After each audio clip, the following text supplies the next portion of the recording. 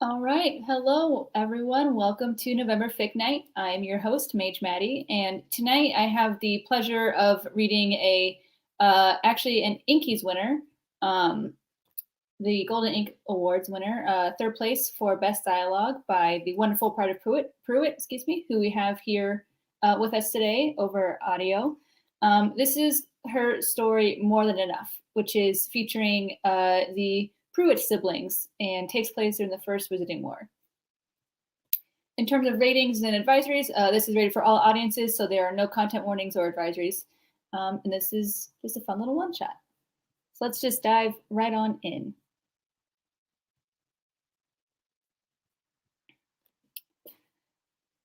Fabian and Gideon Prewett strolled along the pristinely kept corridors of St. Mungo's Hospital with a sort of unified buoyancy in their steps. To patient, guest, or hospital personnel, the Prewett twins were a sight to behold. Medium height and muscular, both possessed a head of unruly red curls, at varying lengths now, pale skin, and numerous freckles splashed across their pointed cheeks and long noses. And they swaggered on in a graceful fashion that suggested that they were rather used to being seen and enjoyed the attention it brought them.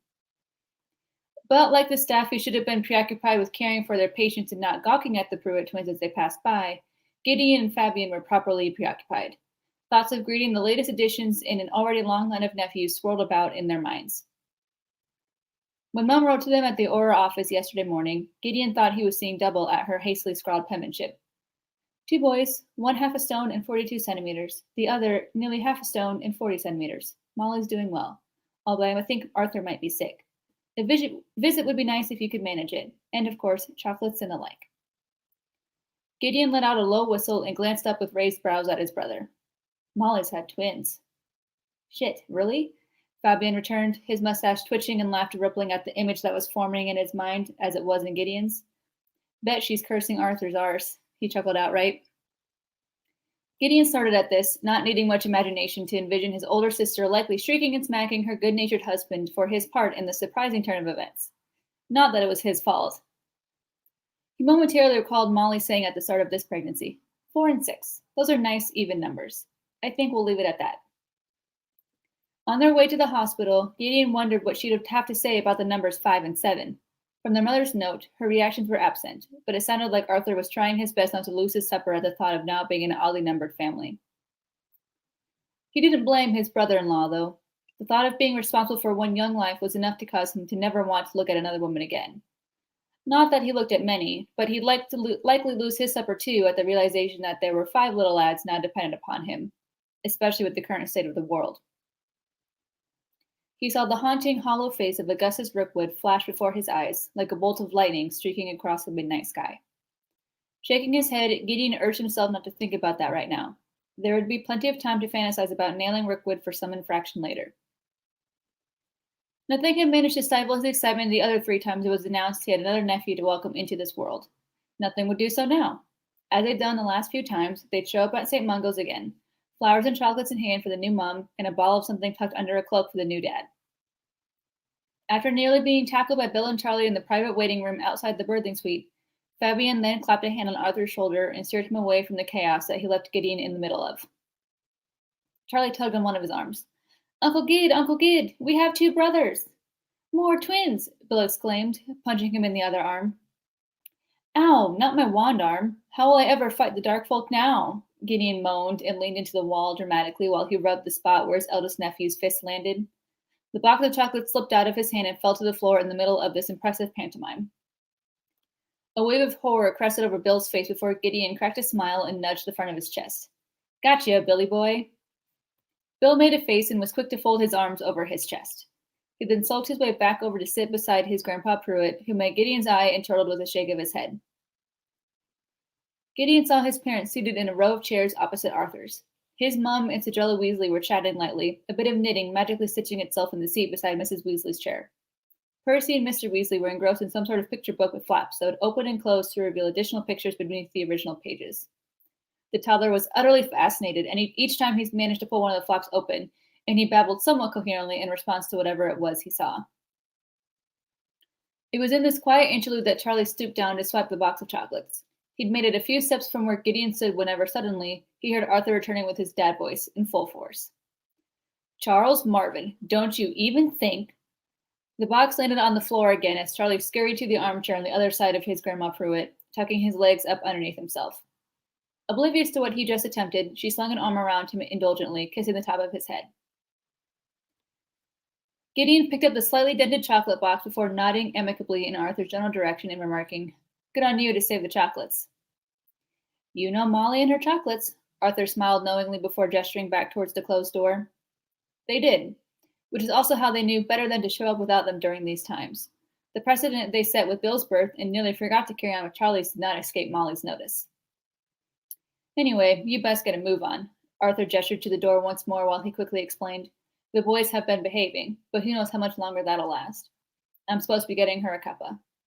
His eyes widened as he thought as though the prospect of tea would somehow fix whatever tension still lingered in the air. "Well, Gid," Fabian extended a hand forward towards the room where Molly lay. "After you." Gideon arched an incredulous brow. "Really, Fab? You always make me go in first." "She likes you better," Fabian insisted with the air of someone who was 11 as opposed to 26. Grumbling half-heartedly, Gideon gave in to his brother's request and rapped lightly on the door before poking his head in the room. "Knock, knock," he greeted cautiously, taking in the sight of his sister with an addition of Witch Weekly splayed across her lap as she leaned back against a mountain of pillows. 2 cards with a hospital-issued bassinet on top stood on either side of her bed, one curiously empty. Molly offered him a tired smile and extended a hand. "Gideon, darling." He took this as an invitation to enter, and he soon felt Fabian peering over his shoulder and adding playfully, "Did someone order a set of twins?" Molly let out a breath of laughter and slowly shook her head at them. She taunted, "I didn't order a set of one, but it seems I'll be stuck with 2. "Ouch, sissy, that hurt." Fabian feigned indignation at her words, placing a hand over his heart mockingly. "And we even brought you your favorite chocolates," Gideon indicated by rattling the box before bending down to kiss her cheek in greeting. "Perhaps we ought to take them to Arthur?" Fabian strolled around her bed. He conjured a vase full of water out of thin air and dropped the flowers he'd been carrying inside it. Gideon continued on in a conversational manner that bordered on conspiratorial. He did look a bit peckish on the way in. He suddenly stood up straighter, holding the chocolates out of Molly's reaching grasp. "I'm sure he could use them." "What? No, give them here." She swiped for them in midair, barking at him. Gideon dropped the box on her lap and squeezed her shoulder before turning his attention to the rolling bassinet beside her bed. The empty one further away from the door suddenly made sense now, as he took in the 2 round faces of his nephews lying side by side. Their eyes fluttered in sleep as little rasping sounds escaped from their flat noses. There were already wisps of pale peach fuzz peeking out from the front of their knit caps. One of their tiny hands half poked out of the tightly swaddled blanket, fingers drumming lazily against it every few seconds. The sounds of paper and plastic crinkling signaled that Molly was already indulging herself with the chocolates. Gideon looked up and saw Fabian coming round to stand beside him. "Hello, what will we call you 2? He wondered in a soft, drawling voice. Through a mouthful of chocolate caramel, Molly informed them, "Fred and George." Standing back up to full height again, the twins' gazes met, and they both tilted their heads to one side curiously. Gideon's eyes darted towards Molly's, and he questioned wryly, "F and G names, eh?" "Good choice, I'd say," Fabian added, quiet appreciation filling his words. "It was just a coincidence," Molly insisted, her eyes falling onto the box of chocolates as she closed the lid. But her cheeks flushed a bit while she cleared her throat. "I liked the names and I wanted to use them." Gideon couldn't help but share a discreet smile with Fabian at his sister's purposeful response. A rather Pruitt trait it was to build up walls against vulnerability, to mask a sweet sentiment with an air of dismissiveness, to hide behind a sharp, sardonic wit. Even Molly, as maternal as she was, would raise her hackles if one of them dared comment on how soft she was being at present, which was likely due to years of teasing and taunting they dished out. But Molly could give as good as she could take, and it was just another indication that only she was meant to be their oldest sister to the Pruitt twins. Sensing the build of emotions in the air, Gideon chided, "Don't think you'll get another chance to pick out kitty names, do you?" "Likely not from the way Arthur looked out there," Fabian returned before plopping down at the foot of her bed. Frowning back at him, Molly retorted, "That's the second time you've said something like that, and Mom keeps saying he's fidgeting nonstop. What's wrong with Arthur?" Gideon sank down on one of the bedside chairs, squeezing her calf. "Don't you worry, Molls. Fab gave him a drop of something." As is tradition, Fabian interjected with a finger pointing in midair. Her eyes displayed a level of discontentment that her mouth betrayed with its curved edges as she glanced at both of them. Letting out another sigh, she leaned back against the mountain of pillows and insisted, "Yes, well, it shall be the last time that tradition is observed. I'm sure of it." Gideon looked at his brother and snorted. Her head shot up and she questioned sharply, "What?" Rolling his lips inward, Gideon sat back in his seat, casting another tentative look at Fabian. He dared to remark, "I believe he said that the last time." "And the time before that," Fabian added, biting on his bottom lip to stifle the laughter threatening to escape him. This lilt in his brother's words prompted Gideon to burst out in a high-pitched imitation of his older sister. "And after Bill was born," she said, "I'm quite satisfied with just the one." "Oh, shove it, you," she grumbled, reaching behind her for a pillow to toss at him. "We're just saying." Gideon held his hands up just in time to catch the pillow. "Yeah, never say never, sissy," Fabian agreed with a crooked grin. Molly scoffed and shook her head at them, her mouth twisting as it often did, stuck somewhere between wanting to utter a reproach or let out a laugh. The three of them sat quietly for a moment, only the sound of Fred and George's soft breathing filling the room. Molly reached for the baby cart and drew it closer to her. She dipped a hand inside the plastic case they lay in, the back of her forefinger stroking across both of their foreheads. When she spoke again, her voice was soft and full of wonder. "They won't sleep apart." Her dark eyes lifted to both of them as she remarked, "Mom said you two were the same." Removing her hand from the bassinet, she settled back down on the bed. "I never see either of you anymore." Her tone was sad, her expression clouding over a bit. "This is the only time we've all been together." And then she smirked with another witty interjection. "Perhaps that's why I have to keep having babies." Once the boy's amusement over her latest jab died down, Gideon's face slowly turned towards Fabian's. It was always difficult when she confronted them with this sort of sentiment. They couldn't respond to her honestly, not in a way they had once been able to. They wanted to tell her things. They felt bad keeping her entirely in the dark, but it was safer this way. Wordlessly, their expressions said it all to one another. Too risky. She'll be safer not knowing. Clearing his throat, Fabian told her as he stared at the ceiling, "Work is busy." Gideon found her disarming gaze and she merely nodded. "But it'll get better," he tried with a hopeful half smile. Gideon squeezed her lower leg and insisted, "We'll try and pop around more often." "I was hoping you might." Her mouth curled into a tentative smile. "Arthur had this mad idea that we ought to name you godparents to them."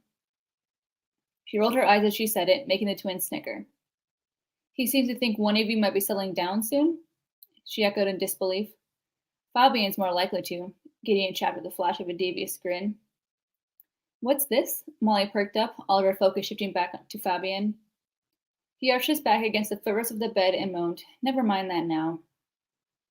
When he finished stretching out his back in a prolonged manner that seemed really unnecessary, he gestured between himself and Gideon. "Who's godfather to whom? I want the better-looking kid." He then jumped to his feet suddenly and sauntered back towards the bassinet. Molly blinked up at him with a smirk. "They're identical." "That means nothing," Fabian flipped a hand. "Everyone knows I'm much better looking than Gideon." Snickering, Gideon leaned back in his chair, propping his feet up on the edge of Molly's bed. He shrugged. "Whatever you need to tell yourself, Fab." "And what is with this sudden desire to grow this so long?" Molly interrupted, reaching up to touch the long reddish curls cascading down Fabian's neck. He brushed her hand away and turned around to face her. His cheeks splashed with a pinkish tint. Gideon then chuckled lowly, scratching his bitter jawline. "What else would drive at Molls? A girl." "Ooh, really?" She shifted onto her side, peering up at Fabian like a child expecting a parent to tell them a bedtime story. Fabian's eyes darted between them and he held up his hands. No, we aren't changing topics here. Which of these is my godson?" He gestured toward the boys once more. "George," she leaned over the bassinet once more, stroking the baby in question on the cheek. His hand had now entirely escaped the swaddle and was pressed contemplatively against his chin. She looked at both of them in turn while explaining, "It's going to be George Fabian and Frederick Gideon." Nodding at her, Gideon smiled before calling out, "We had to drink to that, eh, Fab?" Half turning in his chair, Gideon noticed his brother seemed too transfixed by George to have heard him. His finger was now in the bassinet and he was smiling at the sleeping baby. His expression indicated that it wasn't only George he was thinking of. Dropping his feet back to the floor, Gideon backhanded his brother in the side, jerking him back to reality. "Fab." Wincing and whirling about, he grumbled, "What?" "We should He mimed taking a swig of something and gestured towards the front of his cloak. Oh, right, right, right. He began fumbling in the deep pocket of his gray traveling cloak. Molly asked, her eyes lighting with curiosity, What did you bring?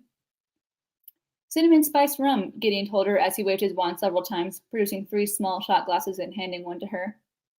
Really? Doesn't seem like your brand, she giggled softly. It's what we had left over, Fabian informed her as he carefully poured generous helpings into hers and then into the 2 Gideon had held. And we haven't had a chance to restock the stores, Gideon admitted. Cheers to you, sissy. Fabian clinked his glass with hers, and then Gideon leaned in to do the same. Many thanks for the names, both ours and theirs, Gideon offered with a wink. And to all the memories we've yet to make, Molly finished before throwing back the shot. They all smacked their lips, coughed or shuddered to various degrees as the liquid burned on the way down, but the cinnamon took away the harshness of it. Then Molly piped up unexpectedly. Now, Fabian, about this girl. Merlin's balls, Molly, he groaned, which made Gideon laugh. Language. Molly smacked him on the arm and then inclined her head towards the twins. Oh, right, because they'll remember me saying that, being all of 33 hours old, he retorted, nudging her in the head playfully. Smacking him away again, Molly then smoothed out the frazzled hair he upset. 37 hours, thank you, and still. Because 4 hours really makes a difference in their development, he snickered, and then moved back to sit at the foot of her bed again. Her eyes widened as she went on too caustically with a pointed finger. You don't know that it doesn't. Gideon chuckled and shook his head at them. They were likely to lose sight of Molly's original question, so he supplemented helpfully. Her name's Tabitha Warner. Gideon, Fabian whined through gritted teeth. What? He held his hands up in surrender, grinning sheepishly. You know she'd never let it go. But Molly ignored this remark and merely asked, her tone bordering on desperation. How serious is it? Will I ever get to meet this one? They both knew how badly she wanted a sister growing up. And since Mom and Dad flat out told her that they wouldn't be having any more children after Gideon and Fabian, a sister-in-law was the second best thing in Molly's opinion. So naturally, she never stopped nagging them at it from the time they reached acceptable marrying age. Of course, what age this was an opinion that differed among all 3 of them.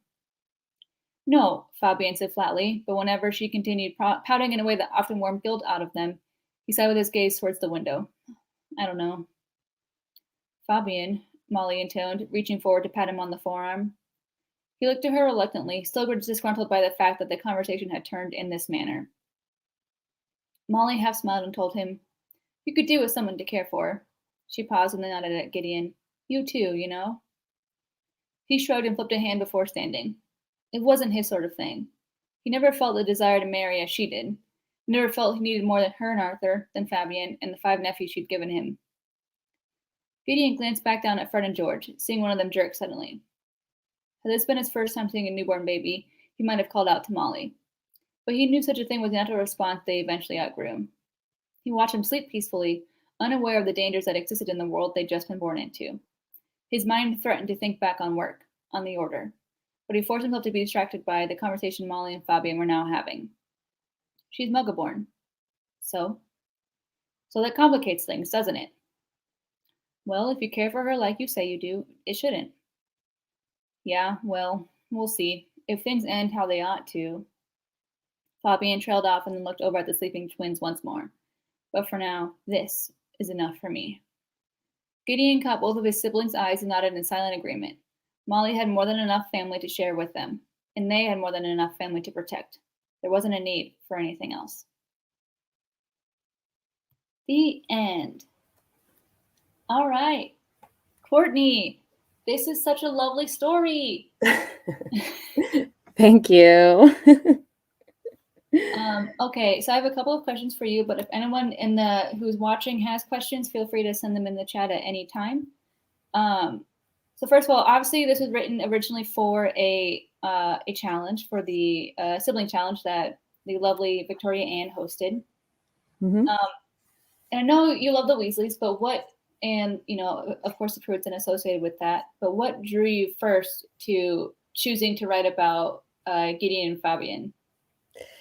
Yeah, so I think just like the little maybe 3 lines we get about them in the whole series, and the fact that they're attached to Molly just kind of intrigued me. And I'm relatively new to reading Harry Potter fan fiction, I guess. And so in like perusing the internet, I hadn't seen a lot of fics that kind of dealt with them in this situation where they're like young adults just kind of being siblings at this stage in their lives. A lot of what I found was like Gideon and Fabian, and their time like during the war and everything, which I think makes for an exciting story as well. But yeah, I just kind of wanted to explore their overall dynamic between the three of them and give them kind of a moment that they don't have. So That's so lovely. Now, I don't know if this is, I don't remember my canon very well, but are they canonically twins or are they just listed as her siblings? they are not like canonically twins. That was a total happy little mistake, I guess you could call it, on my part, because I forgot that it was fanon and not canon that they were twins. And about halfway through writing this, after I had come up with some of the twin jokes, I was like, well, it's a little bit too late to turn this around, so let's just embrace this and keep going. I think it works, and it almost more compelling then, because it's a fun parallel that you get to draw then with them and then with Fred and George in the next generation. Yeah, thanks. Yeah. Carl just commented that it's a good domestic slice of life that we don't usually see, as you say. Making them twins just added to the GNF names. Yeah, and that's fun. Well, good. I'm glad. Let's see. So this placed third for best dialogue in the Yankees this past spring. So my question for you is this is obviously a very dialogue heavy piece, but what is the easiest way or easiest part of writing dialogue to you? And then conversely, what is typically the hardest part of writing such a dialogue heavy story as this? Oh, that's good. I don't know. I think whenever I'm thinking about writing a story, I tend to think about the dialogue first and how I want it to kind of drive the story. I really don't like writing description, if I'm being honest. So I think I just kind of gravitate in that direction naturally first. So to me, like, I don't know, I guess that's just the easiest place for me to start when I'm writing anything. And then the hardest thing I think for me is being an American writing a British canon series, basically, and getting that right, because I don't do enough research for sure, and I will admit that up front in a lot of my author's notes too. So Yeah, because for me, dialogue is the most challenging part for me because I love description and I tend to write too much of it.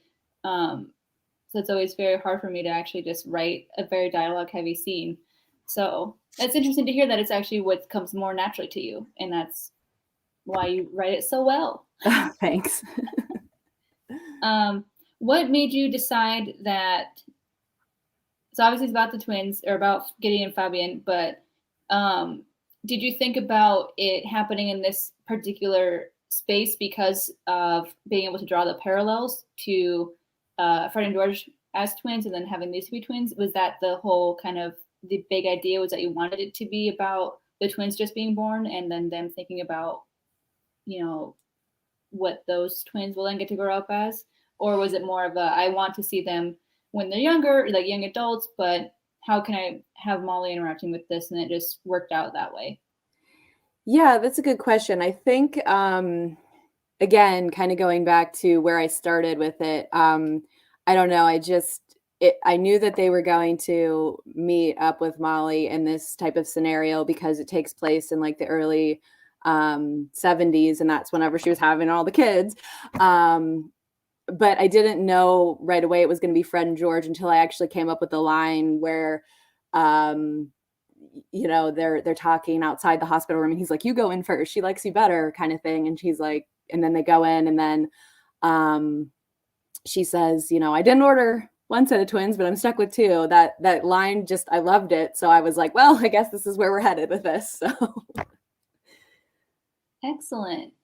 Something else I think that so all this is, a very dialogue heavy story, I think the little bits of description that you do use or the way that you have all of them speaking, I think your word choice is really well done, because a lot of Aw. times people will, there's the demotage of like says and said and say is terrible. You shouldn't be using it at all, but that's a lie. And even though you don't use it very much, but you don't have to, because it's very clear who is speaking, even if you don't have a dialogue tag associated with it.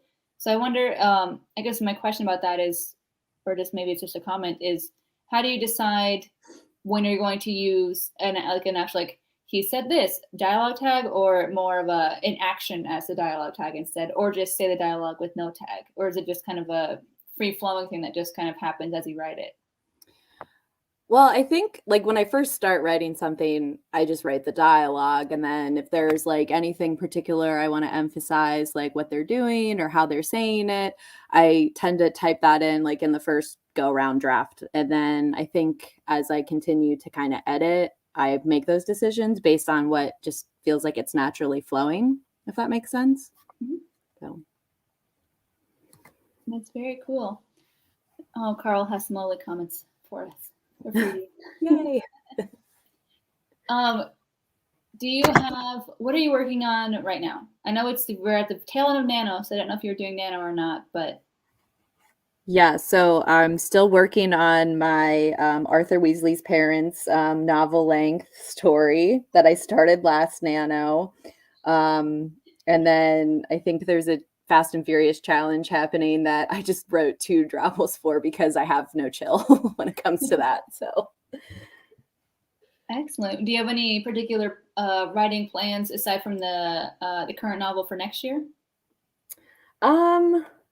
nothing like solid. I have, fragments of ideas floating around inside my head, but I've not decided or openly declared, I don't think, at least, that I was going to work on anything in particular. So lots of ideas, always lots of ideas. Isn't there? There's always too many. There's never none. Mm-hmm. It's more of a finding the time to write them. Exactly. Yeah. If someone wants to pay for me to write fan fiction, I will gladly do that. So, but I don't think anybody's found that loophole yet. So. All right. Well, if there are no other questions in the chat, then I think that will be it for this evening. Thank you so much for joining me, Courtney. Thank you for having me. Everyone else, please feel free to join us on the forums and on the archives. Read this story, leave it a lovely review, and I'll see you next month. Have a good night. Bye.